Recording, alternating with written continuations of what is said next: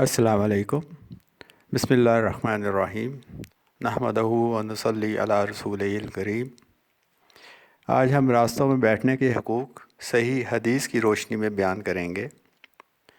حضرت عمر رضی اللہ تعالیٰ عنہ سے روایت ہے کہ رسول اللہ صلی اللہ علیہ وسلم نے فرمایا، راستوں میں بیٹھنے سے بچو، اگر ایسا ضروری طور پر کرنا ہی پڑ جائے تو راستے کو اس کا حق دیا کرو۔ پوچھا گیا، اس کا حق کیا ہے؟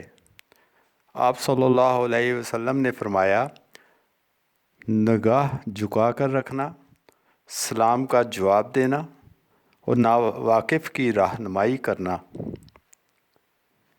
اسلام کو اس لیے دین فطرت اور امن کا دین کہا جاتا ہے کہ اس میں انسانیت کو جن طور طریقوں سے زحمت پہنچ سکتی ہے، اس پر چیکس لگا دیے گئے ہیں۔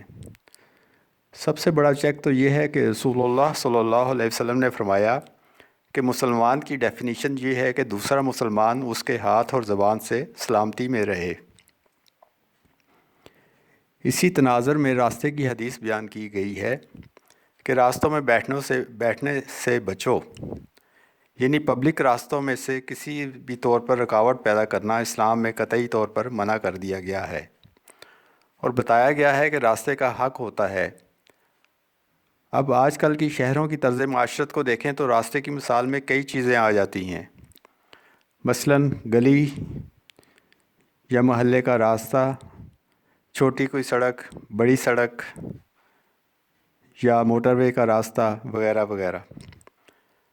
اب ان میں رکاوٹ ڈالنے کے کئی طریقے ہیں جو ہم رسول اللہ صلی اللہ علیہ وسلم کے فرمان کی خلاف ورزی میں اختیار کرتے ہیں یا کر رکھے ہیں۔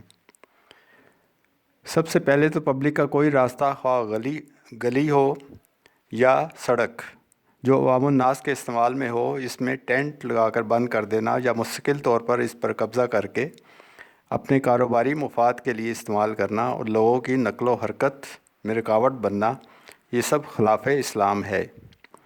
اور اگر کوئی اس کا مرتکب ہوتا ہے تو اسے سوچنا ہوگا کہ رسول اللہ صلی اللہ علیہ وسلم کی امت تو اسلام کو پھیلانے کے لیے ہے، نہ کہ الٹا اسلام کو بدنام کرنے کے لیے، کیونکہ خلاف اسلام حرکتیں جب مسلمانوں کے ہاتھوں وقوع پذیر ہوں گی تو غیر مسلم اسلام کا برا تاثر لے کر اسلام سے دور بھاگیں گے، اور ان کو اسلام سے دور کرنے میں جس مسلمان کا ہاتھ ہوگا وہ اپنی اپنی جواب دہی کا ذمہ دار ہوگا۔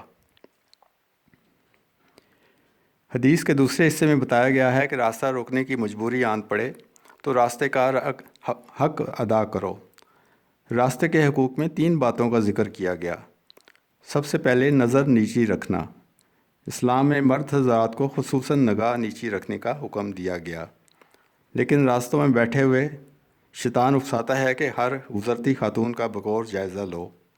اسلام نے شیطان کا وہ ٹول یعنی نظر پر حکم دیا کہ اسے نیچی رکھیں، پھر ہر گزرنے والے کے سلام کا جواب دیں، اور تیسرا رکاوٹ کی وجہ سے متاثر شخص کی یا کسی بھی کی منزل کی طرف رہنمائی کریں۔ اسلام بھلائی کا دین ہے اور ہر کسی سے بھلائی کے برتاؤ کا تقاضا کرتا ہے۔ اللہ تعالیٰ سے دعا ہے کہ ہمیں اسلام میں پورا داخل ہونے کی توفیق عطا فرمائے۔ آمین۔ صدق اللہ العظیم۔